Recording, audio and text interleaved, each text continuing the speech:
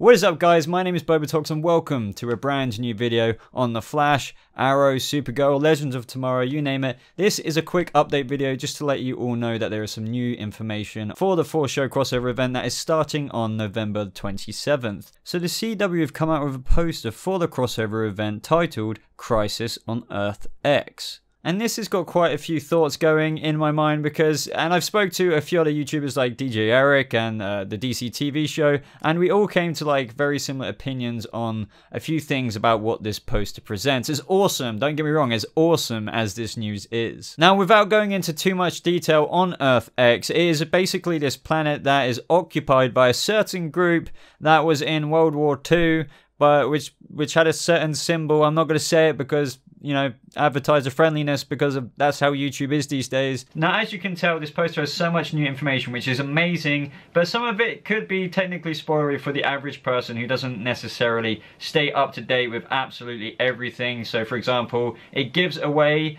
certain people who survived Lian Yu at the end of Arrow Season 5, but there's already a couple of characters who were kind of confirmed about coming back, but not, as I said, not everyone pays attention to that. So, for example, we've got Wild Dog, Mr. Terrific, the Black Canary, but those were all coming back anyway. But really, it's everyone you would expect coming back into the show from the 4-show crossover event. So we've got the Flash, Firestorm, Heatwave, the Atom, Zari, Killer Frost, Vibe, White Canary, just everybody. I'm not going to list absolutely everyone, but then there's some more hidden gems in the poster. For example, like Captain Cold. Now, ever since he stopped becoming like a series regular on Legends of Tomorrow Season 1 because of what happened in the events of Season 1, he has been reoccurring throughout each different parts of each show. And with him being on the artwork for this poster, you can be sure that he will be coming back at some point in this crossover event. Now, amongst this poster, we have two big characters right at the front of it, which basically confirms the West Allen wedding. So it was confirmed that there would be a wedding taking place in the crossover, but nobody was, you know, even though we knew it would be West Allen,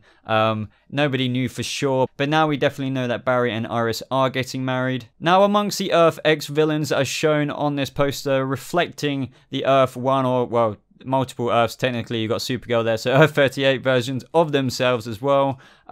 We've got another Archer in the poster that probably isn't the Green Arrow. So since we've got the Green Arrow on the left and we've got his opposite on the right, but we've got another Archer on the bottom that resembles Prometheus. So let me know in the comments below, guys, if you think that other Archer is Prometheus, and if you think Adrian Chase, or well, his Earth X counterpart, is coming to the 4-show crossover. Now, everybody is going crazy that the Ray is coming to live action from the CW Seed Freedom Fighters, the Ray animated series. And if you're wondering who's been cast as the Ray, is Russell Tovey, and I am a big fan of his ever since from Being Human, which was a brilliant TV show. Now, as awesome as that news is, and I'm really happy about it, I'm really confused as to why they're doing this, but they decided to keep Black Lightning in a separate universe. I mean, I'm sure if, depending how that show goes, you know, they might cross over in something like this in the future. But why do, after all that filming, after filming the pilot and etc.,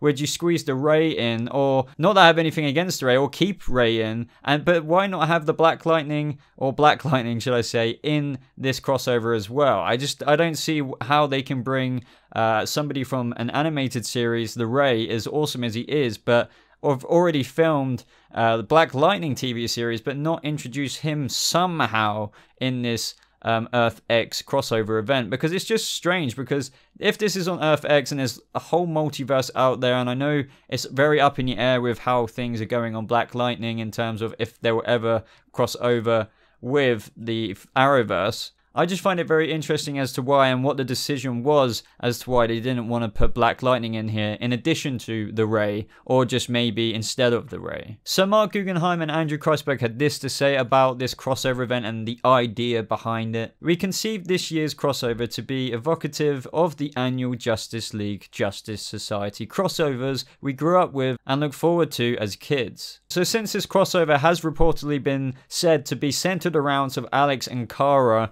will this whole crossover event of like how they get to Earth X, or how this all unfolds for Earth X to come out to the surface of this crossover event, happen on Earth 38? Let me know in the comment section down below, guys, as I would love to hear your thoughts on this. but I just love the design for their parallel versions of themselves. The suits is just remarkable. I would love to hear what you guys think of this in the comments below. I think it's just an amazing piece of artwork. It's an amazing concept for a crossover. It's just going to be so exciting for these characters, all of these characters, especially the parallel versions of themselves on this Earth X, where the whole world was completely changed by a certain event that went differently in our history. So that's how these superheroes were like born and raised and how they turned out to be on this Earth. So it's going to be amazing to see how these characters even interact and what the storyline is. You notice how they all have masks on themselves as well. That's definitely because, you know, when they're filming all of this, it's going to be a lot easier for the stunt doubles